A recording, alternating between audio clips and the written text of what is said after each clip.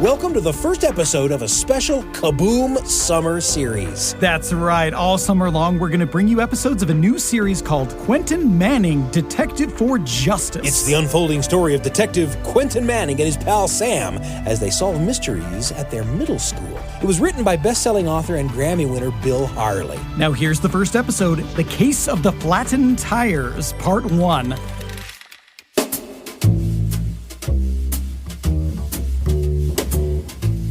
The name is Manning.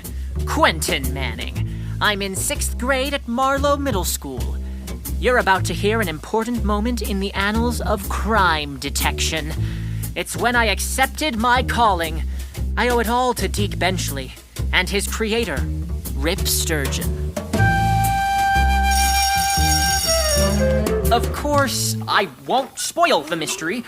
Only to say that Deke Benchley shows his prowess in discovering the plans of the evil house renovator. Quentin. Many consider the case of the cursed candelabra the finest of the Deke Benchley series. Quentin, thank you. One wonders how important this book is in showing Benchley's commitment to justice and protecting the earth and all its creatures. But structurally, and for all it shows us... Quentin? Yes? Jimmy! Timmy! Class! Enough! I think we've all heard enough. Thank you, Mrs. Turbot. Just a few conclusions. I meant you, Quentin.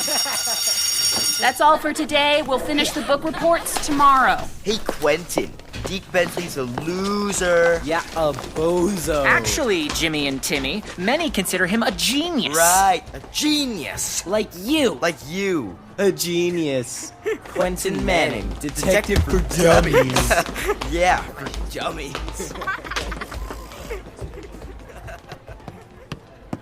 Quentin, don't argue with the Bermick twins. You can never win. My best friend and confidant, Sam Turnquist. You're right, Sam. They've been like this since kindergarten. Let's go to lunch. They're serving tater tots. Quentin? Yes, Mrs. Turbot? Do you think you might do your next book report on something other than the Deke Benchley series? Why would I do that? Just to expand your horizons a little. Quentin, they only make so many tater tots each day. But these are the best books in print about the best detective written by the best author, Rip Sturgeon. Look how many books he's written. Quentin, it's not clear to me that Rip Sturgeon is really the author. What do you mean? Of course he is. He's written all of the Deke Benchley books. I know it says that, but sometimes with a series, there are a number of writers who work on the books. Rip Sturgeon might just be a pen name for... That may be for other series, but not this one. Rip Sturgeon is highly respected. It says so on the back of the book. Look. It might be interesting to do a little research on... I have written to Mr. Sturgeon many times. I'm quite sure Quentin, the tater tots are waiting for me. I just think... Never mind. Thanks for your interest, Mrs. Turbot. Yeah, tater tot time. I ignored Mrs. Turbot's well-meant objections, but the Bermick's suggestion that I was some kind of detective reverberated in my head. I couldn't get my mind off it. Maybe I was some kind of detective. Maybe a detective was just what Marlow Middle School needed. A detective for justice. Tater tots. Sam, I've been thinking. Not unusual for you. Would you be interested in sharing some of your tater tots? May I? Sure. Thanks. I think we're ready. Ready for what? I think this school needs a detective. A what? A detective. Like Deke Benchley, to solve mysteries in school. First of all, Deke Benchley is just a story. Second, the school can barely pay for librarians. Forget detectives. And third, what mysteries? We can be the detectives. Why are you using the word we? I need an assistant. Every great detective has an assistant who offers abetment. Abetment? He gives him bedment? Abetment. It means help. Well, that's a ridiculous word. My grandmother says never use a big word when a little word will do. What's your grandmother got to do with this? She's a famous writer. Really? Well, as soon as her memoir is published, she will be. It's already 3,000 pages long. My favorite part is where she encounters the giant squid. I've read all 46 Deke Benchley books and know everything about being a detective, but I need an assistant, like Deke Benchley's assistant, Frank. I think you would make an excellent assistant detective. Really? No one's ever told me I'd make a great assistant detective. What do I have to do? Just help me out. Do I get paid for it? Probably not. Detectives for justice don't worry about money. Although there are other types of rewards. Food? Well, at the end of the case of the Royal Robbers, book number 36, Deke Benchley was invited by the King of Batronia to a large banquet. Was Frank invited? Sam, you're asking trivial questions. Do you want to be my assistant or not? Okay, as long as you invite me to the banquet. There isn't one. But if there is one, you have to invite me. Then I'll be your assistant. Fine. I'll meet you at the bike rack after school. Wait a minute. I take the bus. If I miss it, I'll be late for my snack. And my grandmother makes great snacks. Sam, I need your help. We'll compare notes on the ride home. I don't have a bike. You can walk along beside me. I'll miss my snack. Okay, you can take the bus home after we compare notes. About what? To see if we found any mysteries. Keep your eyes open. But if I miss the bus, I won't get I'll make sure you get on the bus. Okay, I'm in. Great. See you after school. Okay, Chief. Chief? You're the head detective, and I'm the assistant. I call you Chief. See you, Chief. Not a perfect choice for assistant, but I thought with a little training, Sam would fit the bill. Where is he? I can't miss the bus. Quentin, finally. I have no notes, I found no mystery. I have to go. See ya. Wait, let's make a plan. Well, my plan is to get on the bus and go home in time for a snack. All right. I didn't find a mystery either. Hey, wait. Look at this. My tires are flat. Yeah, I noticed that. In fact, all the tires are flat. How did you get to school on a flat tire? It was full this morning. Sam, we've got our first mystery. Really? What is it? Sam, look in front of you. Bikes with flat tires? Somebody flattened them. Who? That's what I mean. It's a mystery.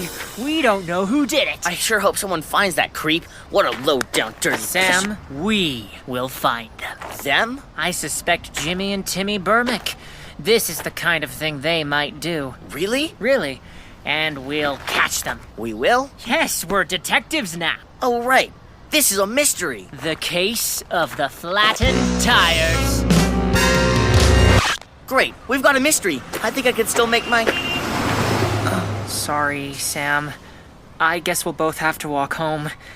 We can talk about the case. Quentin, you live in the opposite direction.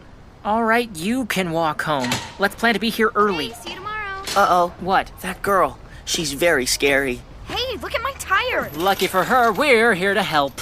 Help? Her? She doesn't need help. No one messes with her. I find out who did this. Excuse me. Bad idea. Don't talk to her. Do you know anything about this? Actually, I do. I was just investigating. Investigating? What do you mean? Well, my assistant and I are investigating the crime scene so we can find the perpetrators. What? Like you're some kind of detectives or something? Precisely. I hate to inform you, but you're 6th graders. And detectives. You've got to be kidding. I don't kid about crime. You're Sam Turnquist, right? You're in my math class. Yeah, sort of. And who are you? Quentin Manning, detective for justice.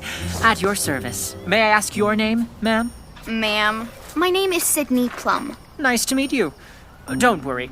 I'll get to the bottom of this. Well, while you guys investigate, I'm gonna go tell my mom. I think we can take care of this. No need to involve parents. Maybe you don't know who my mom is. I guess her name is Mrs. Plum? Mrs. Plum?